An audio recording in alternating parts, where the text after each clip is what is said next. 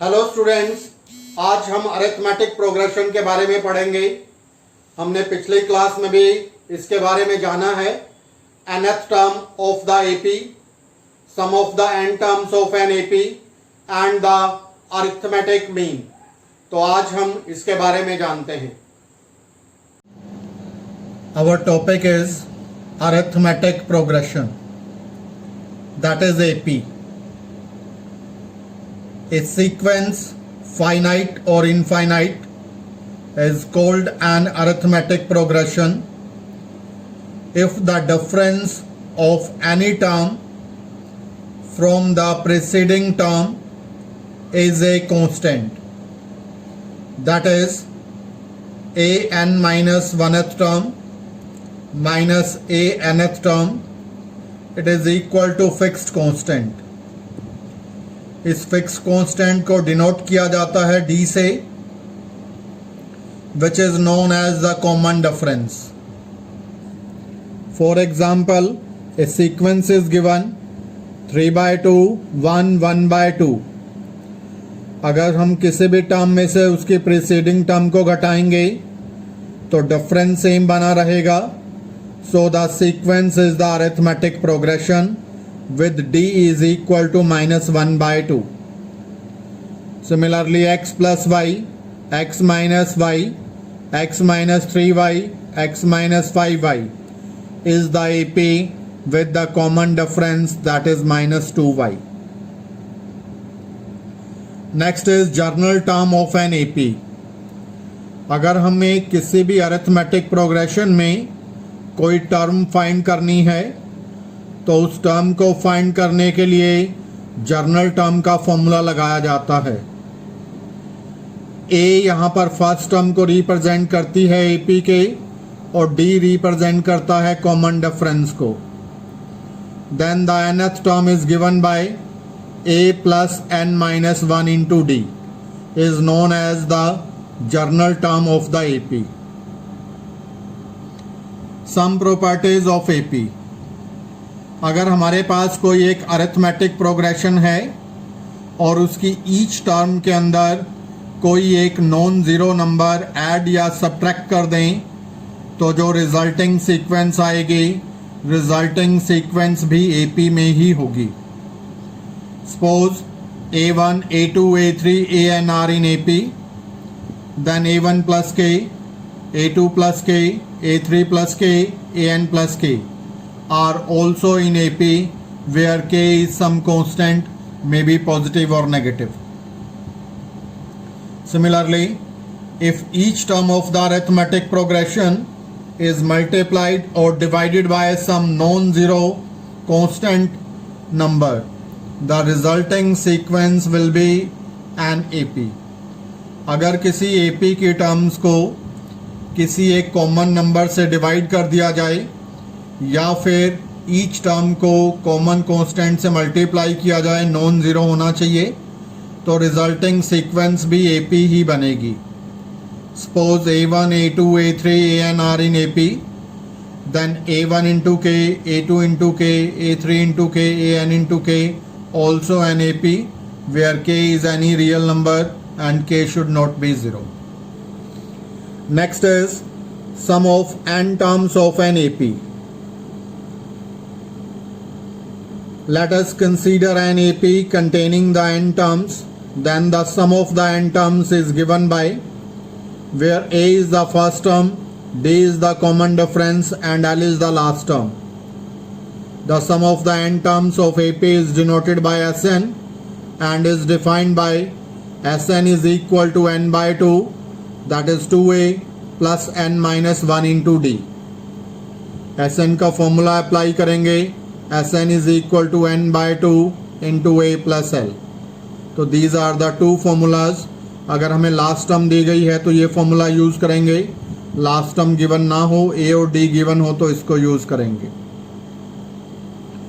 Next is when the sum and the product of certain number of terms in an AP needs to be chosen generally to take the terms in the following order. अगर कभी भी हमें AP में 3 term select करनी है तो हम 3 terms को लेट करेंगे with common difference d and the 3 terms will be a minus D, a and a plus D. अगर हमें AP में 4 टर्म्स लेट करनी है तो कॉमन डिफरेंस लेना होगा 2d का। 4 टर्म्स को लेट करेंगे a minus 3d, a minus D, a plus D and a plus 3d।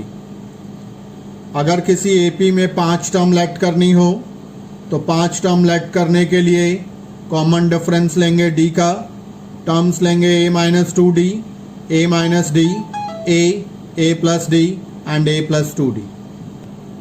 Next is arithmetic mean.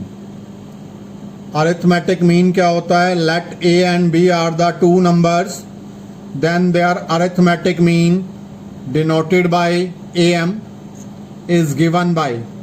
2 number के बीच में एक अरिथमेटिक मीन लेना हो तो उसका फॉर्मूला होता है arithmetic mean is first number plus second number divided by 2। दोनों नंबर्स को ऐड करके 2 से डिवाइड करेंगे तो 2 नंबर्स के बीच में एक अरिथमेटिक मीन आ जाएगा। अगर हमें 2 नंबर्स के बीच में एक से ज़्यादा अरिथमेटिक मीन लेने हैं, suppose we have to find n arithmetic means between the 2 number a and b, तो n अरिथमेटिक मीन निकालने के लिए सबसे पहले d निकाला जाता है।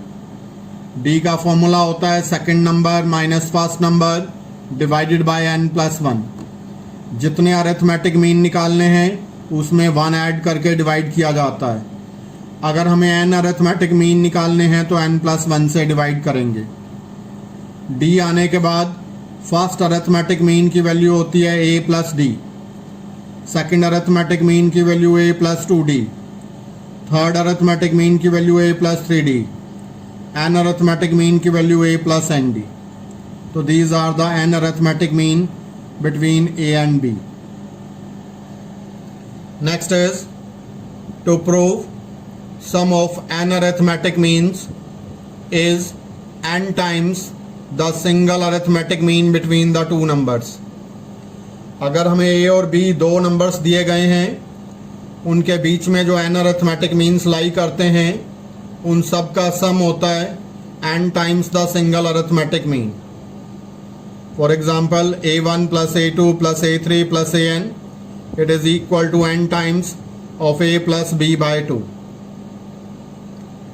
लेफ्ट हैंड साइड लिया हमने, a1 plus a2 plus a3 plus an, these are in AP। तो AP के अंदर n टर्म्स का सम होता है n by 2, first term plus last term, n by 2 a1 plus an। an का फॉर्मूला लगा देते हैं, a1 का फॉर्मूला लगाते हैं, a1 है a प्लस डी और an है a plus N D. Add किया इसको, a प्लस a बन गया 2a, इन दोनों में से d कॉमन लिया तो n plus 1 into D. d की वैल्यू लगा देंगे यहाँ पर b minus a by N plus 1, तो n प्लस 1 से n plus 1 cancel, this is 2a minus a, it becomes a and plus b, n by 2 a plus b। Now n into a plus b by 2, 2 को अंदर ले गए तो a plus b by 2 होता है single arithmetic mean, so n times the single arithmetic mean. Find the integers, find the sum of the integers from 1 to 2001। 1 से लेकर 2001 तक जितने भी इंटीजर्स हैं उन सभी इंटीजर्स का सम फाइंड करना है। तो a की वैल्यू हो गई 1, लास्ट टर्म की वैल्यू 2001, नंबर ऑफ टर्म्स हो गई 1 से 2001 तक यानी कि 2001। तो सम ऑफ n टर्म्स का फॉर्मूला लिया n by 2 a plus l, this is 2001 by 2 1 plus 2001। Simplify किया इसको, it will become 2001 into 1001, so we will get the result. Next question is if the sum of the certain number of terms of an AP 25, 22, 19 is 116, find the last term। हमें एक AP में first term दी गई है 25, D की value आ गई second term minus first term minus 3, और सम दिया गया है कुछ टर्म्स का n टर्म्स का 116। तो यहाँ दो फॉर्मूलेज का यूज़ करना पड़ेगा, ए एन का और एस एन का। पहले एस एन का यूज़ कर लेते हैं। तो n by 2 2a plus n minus 1 into D. S N की वैल्यू अप्लाई कर दी 116, a की वैल्यू अप्लाई कर दी 25, d की वैल्यू अप्लाई कर दी -3। मल्टीप्लाई करके इसको सिंप्लीफाई किया तो हमारे पास क्वाड्रेटिक इक्वेशन बन गई, that is 3n square minus 53n plus 232। Middle term को फैक्टराइज किया, -24n माइनस 29n। फैक्टराइज किया तो n की दो वैल्यूज आ गई, 8 and 29/3। n is the number of terms, so 29/3 is not possible, तो n की वैल्यू आ गई 8। अब ए एन के फॉर्मूले का यूज करेंगे और 8th टर्म की वैल्यू निकालेंगे। A n is equal to a plus n minus 1 into d. N की वैल्यू लगाई 8, ए की वैल्यू 25, एन के प्लेस पर 8, डी की वैल्यू -3। सिंप्लीफाई किया तो लास्ट टर्म की वैल्यू आ गई 4। Find the sum of n terms of an AP whose kth term is 5k plus 1। एक AP में हमें kth टर्म दी गई है, nth टर्म फाइंड करनी है। k के प्लेस पर 1 अप्लाई किया तो फर्स्ट टर्म बन गई 5 into 1 plus 1, this is 6। k के प्लेस पर 2 अप्लाई किया, 5 into 2 plus 1 it is 11। 3 apply किया, 5 into 3 plus 1 it is 16। Second term में से फर्स्ट टर्म को घटाया तो d की वैल्यू आ गई 5। थर्ड टर्म में से सेकेंड टर्म को घटाया तो value is 5, so d is 5, it is an AP। तो a is 6, d is 5। nth term का फॉर्मूला लगाया, a plus n minus 1 into D. a की वैल्यू 6, d की वैल्यू 5 अप्लाई की, सिंप्लीफाई किया तो a n की वैल्यू आ गई 5n plus 1। The sums of n terms of two arithmetic progression are in the ratio 5n plus 4, ratio 9n plus 6. Find the ratio of their 18th terms. हमें दो AP में sum of n terms की ratio दी गई है। हमें उन APs के 18th term की रेशियो फाइंड आउट करनी है। Let A1 A2 and D1 D2 be the first terms and the common difference of the two APs respectively. Ratio of their 18th term, A1 plus 17 D1 divided by A2 plus 17 D2। ऊपर नीचे 2 से multiply कर लिया तो ये बन गया 2A1 34 D1, 2A2 34 D2। 2A1 34 को लिखा 35 माइनस 1 D1, नीचे भी 34 की जगह पर 35 माइनस 1 D2। तो 35/2 ऊपर नीचे 35/2 से मल्टीप्लाई और डिवाइड कर लिया तो 35/2 2A1 35 minus 1 D1, 35/2 2A1 35 minus 1, this is D2। तो अब हम क्या करेंगे, ये है sum of the 35 terms of the first AP, this is the sum of the 35 terms of second AP। तो n की वैल्यू है 35, ये हमें रेशियो दी गई है। ये 35 टर्म्स का सम है 5n plus 4 bye 9n plus 6 के। n की वैल्यू 35 पुट कर देंगे यहाँ पर, तो 35 पुट करने पे हमारे पास वैल्यू आ गई 179/321। So ratio is 179/321। If the sum of the first p terms of an AP is equal to the sum of the first q terms, then find the sum of the first p plus q terms। हमें दिया हुआ है एक AP में sum of p terms equal है sum of q terms। sum of p terms का formula लगाया p/2 2a p minus 1 into d। sum of q terms का फॉर्मूला लगाया q/2 2a q minus 1 into d। 2 से 2 को cancel किया, p को अंदर मल्टीप्लाई किया 2AP, this is p square minus p into d. Similarly q को अंदर मल्टीप्लाई किया 2AQ, this is q square minus q into d. A और डी की टर्म्स को सेम साइड पर शिफ्ट कर लिया, इधर ले गए 2a लिया कॉमन, p माइनस क्यू, इन दोनों में से d लिया कॉमन, सो p square minus p minus Q square plus Q into D. p square minus Q square को कलेक्ट कर लिया और माइनस कॉमन लिया p माइनस क्यू, इसके दो फैक्टर बना दिए p minus Q p plus Q. दो फैक्टर बनने के बाद p माइनस क्यू निकाल लिया common, p minus Q in दोनों में से भी कॉमन ले लिया बाद में, तो ये बन गया p minus Q 2a p plus Q minus 1 into D equals to 0।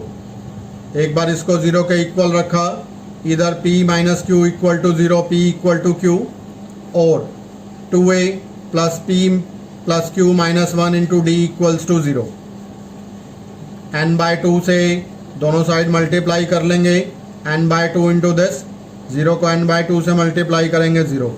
तो ये फॉर्मूला बन गया हमारे पास, it is the sum of the p plus q terms, so sp plus q is equal to 0। If you like this video, then please subscribe the channel and share it. Thank you. Have a nice day.